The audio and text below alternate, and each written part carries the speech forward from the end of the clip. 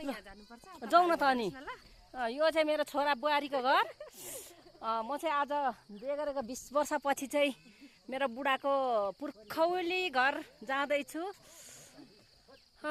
ल हाम्रो चाहिँ यो रिबु टेममा भन्ने गाउँ है टेममा भन्ने गाउँ हो यो चाहिँ अब म मूल घर जाँदैछु मेरो बुढाको पुर्खौली घर आज दाजुभाइको मिटिङ हुनाले म चाहिँ यो आज रिबुमा आएको छु अब ल गाइस म सबै देखाउँछु मेरो पुर्खौली मेरो बुढाको पुर्खौली गाउँ घर आया तर जुगा पाउँदो रहेछ कि यहाँ त म त डराइसकेको छु जुगा आया आमामामा मेरो छोराहरू भतिजा छोराहरू आया आइ आइ सिस्नो हो कि क्या हो कस्तो राम्रो फुल्दो रहेछ हौ यो त लट्टै फुल्दो रहेछ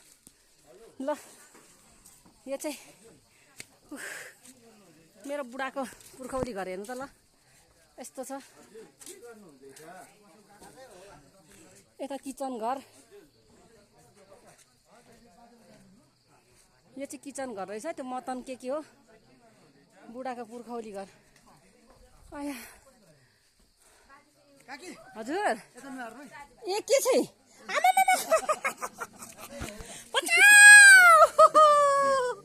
राम राम राम हाम्रो दाजुभाइहरू कता हुनुहुन्छ ए हुन्छ ल भाग्यमानी यो मेरो बुढाको मूल घर होइन पुर्खौली घर हो यो चाहिँ म सबै देखाइदिन्छु है पुर्खौली घर म चाहिँ बिहे गरेको 20 वर्ष भयो तर यो घरमा आएको थिइनँ